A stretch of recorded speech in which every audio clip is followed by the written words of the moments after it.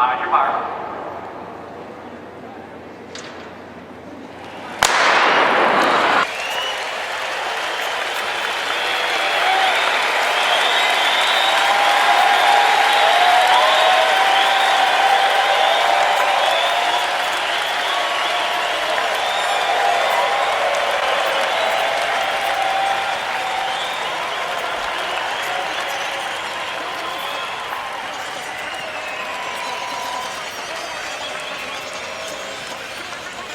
Heading into the bell lap. Oh, it went down.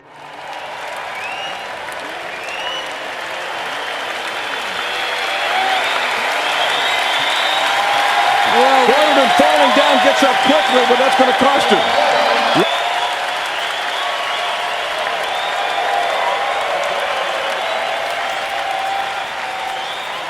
She's got fun. This is a gutsy effort by Donovan.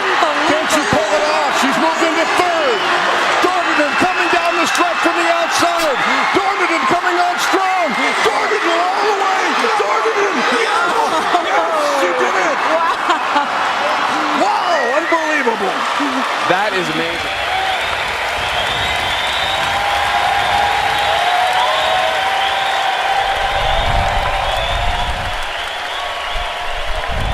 In a unit on covenants, we've learned that you don't quit until you have finished the objective of the covenant. The Lord doesn't quit until He has finished on the objective of the covenant. That's why Jesus went all the way to the cross until He said, "It is finished." He finished His part of making the covenant. And I want to talk to you a little bit about our part in fulfilling our part of the covenant by referring to a man in the Bible that we really don't study too much. You may have never paid any attention to him before. I'm reading in Colossians chapter 4, verse 17. It says, "Tell Archippus, see to it that you complete the ministry you have received in the Lord." The Apostle Paul had a special message for a man he knew named Archippus. Archippus, finish the job. Finish the ministry that was given to you by the Lord. So I'll ask you, how do you finish a ministry? If the Lord calls you to a very specific objective, then you know how to specifically finish with that commitment, with that covenant, so to speak.